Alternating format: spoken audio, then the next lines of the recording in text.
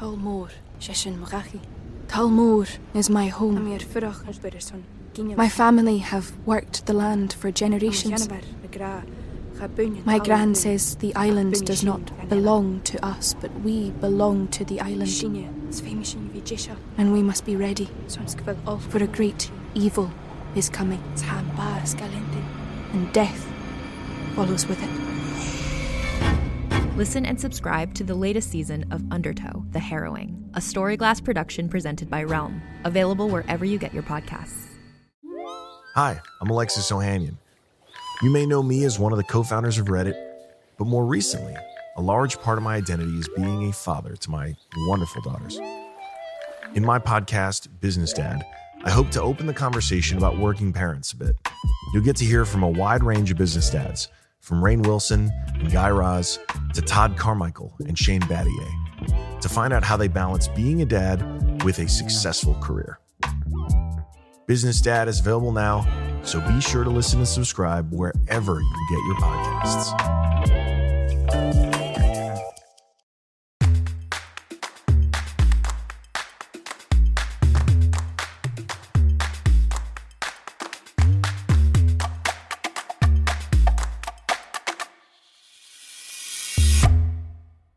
Hello world and welcome back to another episode of Thanks for Coming In. I'm your host, Jillian Clare. Today is a very special episode. It is not a normal episode in the sense of I do not have one guest on the show today. And I'm not going to do my little, banter in the beginning of if you're not following the show. Actually, I just kind of did. Anyway, well, there's that. Okay. Special episode. Here we go. Focus.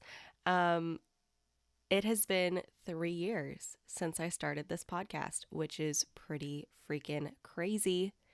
3 years is a long time, and it's very exciting. So thank you to everyone who has been on this journey with me. If you've just started listening, hello. If you've been listening for a year, hello. If you've been listening since the beginning, thank you. This is a really fun show for me, so thank you to everyone who has tuned in. So in honor of 3 years, today's episode is a bit different. It is not a singular guest. It's also not as long. This is like a minisode of sorts, a celebratory minisode. And we have 3 fantastic actors from different Realm shows who are going to be sharing some really great audition stories that had me on the floor. And also I'm posting the videos to these as well over on social media because the clips of these videos are just so good. I literally was laughing so hard. So without further ado, let's get to our first story from Ian Dick. Hi, my name's Ian Dick, and I'm an actor in LA. So when it comes to auditions, especially early on in your career, well, I don't know about anyone else, but when it came to me, I just submitted to anything and everything and just wanted to get in the room. I just wanted to give myself a shot at a lot of these roles. You know, if they were asking for an Einstein, was thinking to myself, yeah, just throw a fuzzy wig on me and let's just see what happens. Let's see how it goes. And within a couple of months of getting here, I actually found a comedy short that looked interesting because it wasn't like a lot of the other comedy shorts, like casting notices that I was seeing. It specifically called for a character that was comfortable with full frontal and rear nudity in a fight scene. And I thought, that sounds fascinating. You know what? Why not? Screw it. Let's give it a shot, right? Well, I get called in for the audition, and I'm telling them, hey, just a heads up, I'm obviously not going to do the full Monty, first time around. So if you want to see, everything, you got to call me back. I go in, I do the first audition. It's just me and the director-writer. Goes well. He seems to like it. Calls me back. I come back. Now it is me, the director-writer, and a camera. And I didn't think too much of it at the time, but maybe I should have. I'm having a conversation with the director. You know, I'm deck changing. Like, I didn't show up to the audition naked. Obviously, I went into the room and, you know, put on my towel and, you know, took off my shirt, and I'm deck changing out of my pants and everything. And we're having a little bit of back and forth. And, you know, he asked, "Are you ready?" I said, "Yeah, sure. Okay, action." We go. And, yeah, I do my best. The whole scene is basically centered around this character, my character, who gets out of the shower and finds his house being burglarized, and a fight ensues. The towel goes, and, well, there I am on the ground pretending to wrestle a completely imaginary man, and I am completely naked, and I'm just going to town, just fighting the shit out of this guy on the ground. And I hear the door open behind me. And all I'm thinking to myself is like, you know what? Just stay in it. Just keep going. Just stay in the scene. And I'm thinking like maybe this is like a producer or something. Maybe he brought someone along with him. I don't know. Maybe they were late. I don't know. I have no idea. And I hear the director say, "The bathroom's on the left." And you know what? It is all I could do to finish the scene at that point, stand up, put the towel back on, make even more awkward small talk, putting all my clothes back on, and, you know, thank him for having me in, and I left.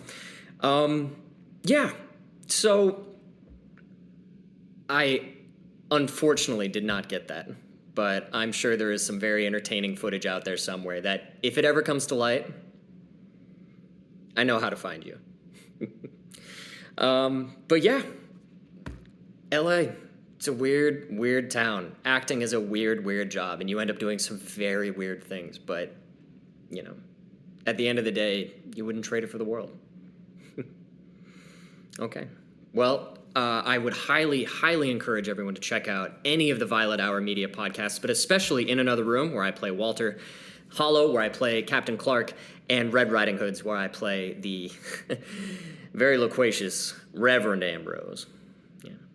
You can find me at Ian Dickpick, pretty much anywhere. Pick spelled with a K, by the way, IANDICK, PIK, and I'm not one of those kind of people. I promise. I don't, you know, send. You know what I mean. But yeah, thank you. Oh God, thank you, Ian, for that. I don't know what to say to describe that story. I feel embarrassed and awkward for you. Yeah. Yikes. Big yikes.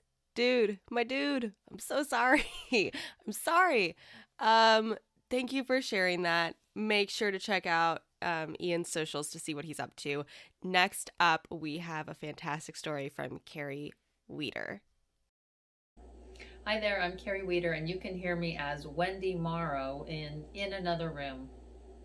I was very excited to recently get an audition for a project by the brothers Duplass, but the character that I was auditioning for was a little unique. Let me read you the audition instructions. Please perform the following scenario, however you say it. We'd like for you to play dead, i.e. the character is actually dead. Please lie on the ground, if possible, face up for at least 20 seconds. We are looking for naturalistic, grounded, pun intended, perhaps, performances. Well, here's me. I need you to all imagine Carrie literally just staring at the camera, laying on the ground, blank-faced. I made sure to put myself getting up at the end because it looked like a photograph. It was actually a video. I didn't have a problem with the not breathing part. For me, I had problems deciding what to do with my mouth. I think I figured it out. Anyway, I didn't book it. Maybe I wasn't dead enough for the Duplass brothers. Carrie, it's such a good audition story. Carrie made a fantastic video that goes with this audio.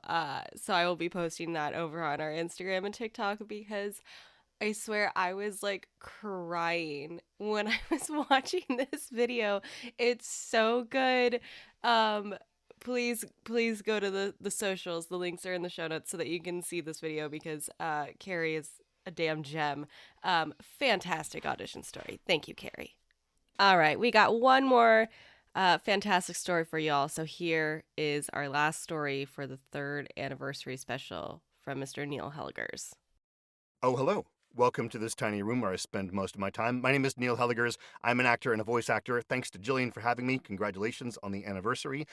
You may have heard me on a bunch of different Realm shows, including Silverwood, including Dark Heights, including Silently and Very Fast, but also I am the host of Adrenaline, which is Realm's thriller channel, of course. And so this is my kind of like my fish that got away story. But I did get the fish, and it hurt a lot.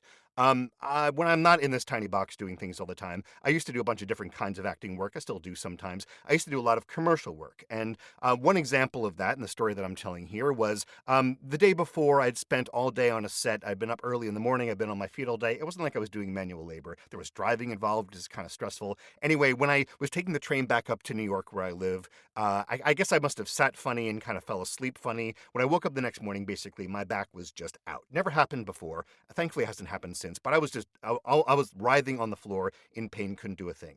2 days later, I get a call from my agent saying, hey, you have a commercial audition. Can you make it? I'm like, yes. And then I think, shoot. So I figure like if I just need to get up and move around, that will be like therapeutic for my back, right? I'm not a doctor. So I make my way to the audition.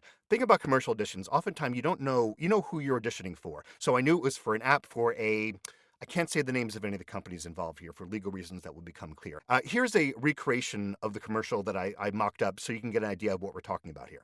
Okay, so I'm at the kitchen table, I'm flipping through a tablet. You don't know what kind of tablet that is. The voiceover goes, this app is good as a newspaper in many ways. And then the flag goes by again, lands on the end of the table, and it goes, except for one. Smash. Let's see that again. Smash. Ouch. Right, so cool. So I muscle my way through that. I get back home, I collapse. I'm like, thank God that's over. I did it. I made it anyway. 2 hours later, get the call from my agent that, of course, I booked it, which is great. The shoot's in another day or so, so I managed to drive out to New Jersey. I hop myself up on goofballs, as it were, legally, of course, and I do the commercial. Now, here's the thing. This leads into the rest of the story as well, too. Aside from this sort of leaning forward and smashing, of course, a commercial is like you spend all day doing this one action over and over and over, which is awesome. And one variation they did in the shoot was this very popular brand of tablet. For some of the takes, it did what it was supposed to do, which is kind of crumple within itself.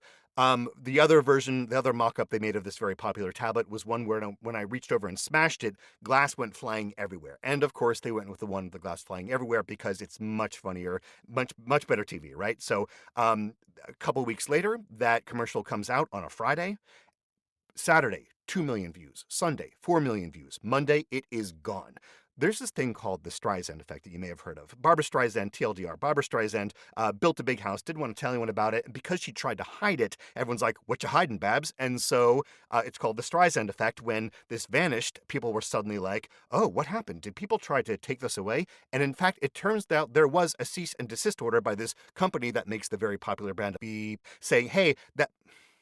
I'm going to have to beep that out, saying, hey, that's not how it happens. We don't represent our brand that way. You can't show this commercial. And the newspaper's like, okay. But by that time, it had caught on enough. And because of the Streisand effect kicking in, it would pop up someplace, 2 million views, gone, 3 million views, gone. And the whole time I'm watching this, and I'm like, it just hurts. I just see pain. All I can see when I see that commercial, which is still floating around there somewhere. You can find it if you're sleuthy enough, if you picked up enough subtle clues that I've very surreptitiously hidden. That you can find it and watch it. So that was the story of not exactly the fish that got away, but it's the fish that I chased after. It hurt a lot, but I got it, and then I didn't think I got it, but then I got the fish, and then I wrestled with that fish for another day or so at great pain to myself, and then it was out there, and then the fish came back. But then the fish went away again. And now the fish is out there lurking somewhere. It still exists out in the world. But anyway, that's my story. My name is Neil Hellegers. Congrats again, Jillian, on the anniversary. You can find me on social media. My name is Neil Hellegers. I'm the only one who spells it that way. I'm the only one who would go to an audition when completely in pain and really shouldn't be going. But I did anyway, and so I did it. I'm happy and I'm glad I did. Let that be a lesson to you. I don't know what the lesson is, but let it be a lesson. Thanks. Thank you to Ian, Kerry, and Neil for being a part of this fun little anniversary special thingamabob that was put together. It was so fun to hear these stories. Make sure to check out all of the awesome podcasts that all of these actors are on. It has been such a pleasure joining the Realm family, and I love hearing all these stories. And thank you all for tuning in for the past 3 years. This has been so much fun. We will be back to our regular scheduled programming next week. And as always, thanks for coming in.